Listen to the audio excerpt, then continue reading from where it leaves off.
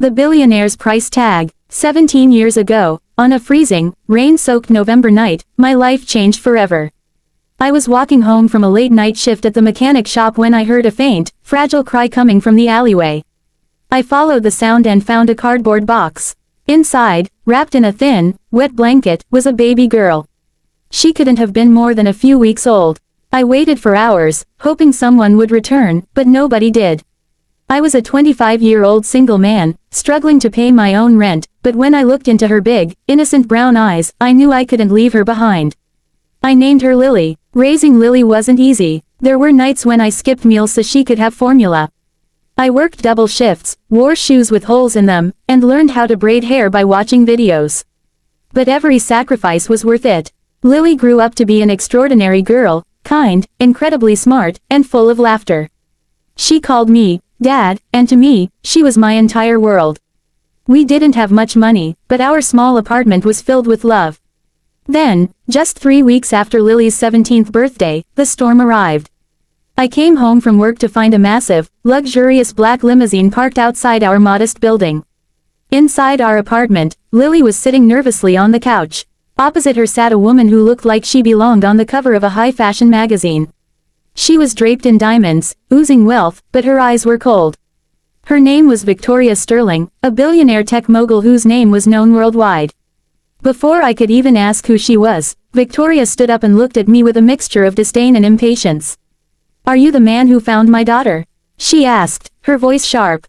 My heart dropped. "Your daughter?" I stammered. Victoria didn't waste time on pleasantries. She explained that 17 years ago, she was young, unmarried, and her wealthy family had forced her to give up her secret baby to protect their corporate reputation. She claimed she had been searching for Lily ever since. "I am grateful that you kept her alive," Victoria said, sliding a sleek leather briefcase onto our worn-out coffee table.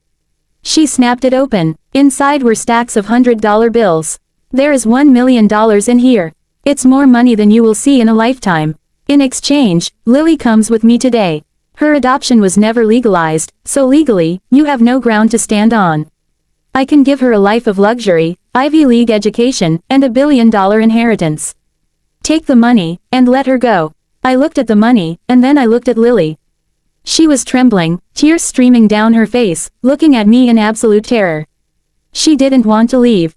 A wave of anger washed over me. 17 years of feverish nights, school plays, scraped knees, and shared dreams couldn't be wiped away by a briefcase full of paper. "Get out," I said, my voice shaking but firm. Victoria blinked in surprise. "Excuse me, I am offering you financial freedom. You are trying to buy my daughter," I said, stepping between Victoria and Lily. "You abandoned her in a freezing alley.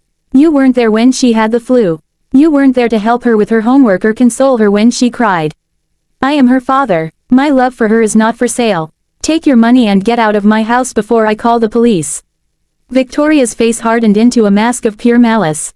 "You are making a terrible mistake," she hissed. "I have the best lawyers in the country. I will take her by force, and you will end up with nothing." With that, she slammed the briefcase shut and stormed out, her high heels clicking loudly down the hallway. The moment the door closed, Lily rushed into my arms, sobbing uncontrollably. "Don't let her take me, Dad. Please don't let her take me," she cried. I held her tight, promising her that I would fight for her until my last breath. The next few weeks were a living nightmare.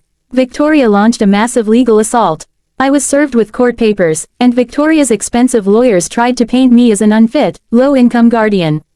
I spent every penny of my savings just to hire a local lawyer, but we were completely outgunned. It felt like a losing battle. Finally, the day of the court hearing arrived. Victoria sat across the courtroom, looking smug and victorious. Her lawyer gave a long speech about how Lily would have a better future with a billionaire mother than with a poor mechanic. When it was our turn, my lawyer asked Lily to take the stand. The judge, an elderly man with kind eyes, looked down at her. "Lily," the judge said gently, "you are 17. In 1 year, you will legally be an adult. But right now, the court needs to know your wishes. Where do you want to be?" Lily wiped a tear from her eye, took a deep breath, and looked directly at the judge. "Your Honor," Lily's voice was clear and resonated through the quiet courtroom. "That woman over there may share my DNA, but she is a stranger to me. She thinks everything in this world can be bought with a price tag. But a real parent doesn't buy their child, They earn them. This man, she pointed at me, her voice breaking with emotion, is my father. He starved so I could eat. He worked himself to the bone to give me a life. He didn't have $1 billion, but he gave me 1 billion memories of pure love. If you force me to go with her, you aren't sending me home, you are kidnapping me from the only home I've ever known. The courtroom went completely silent. I couldn't stop the tears from rolling down my face. Even Victoria's lawyers looked down, unable to meet Lily's gaze. The judge looked at Victoria, then at me, and finally back at Lily. He smiled warmly. He cleared his throat and banged his gavel. Family is not defined by blood or wealth, the judge announced. It is defined by love, sacrifice, and devotion. Lily's biological mother abandoned her right to be a parent 17 years ago. The court rules in favor of the current guardian. Lily will remain where she belongs. Victoria stood up, furious, but her lawyers quickly pulled her back, whispering that it was over. She left the courtroom in a rush, defeated not by money, but by the one thing her billions couldn't buy, a daughter's love. As we walked out of the courthouse into the warm afternoon sun, Lily grabbed my hand, just like she used to do when she was a little girl. We didn't have a limousine waiting for us, and we didn't have $1 million in a briefcase. But as we walked toward the bus stop together, I knew we were the richest people in the world.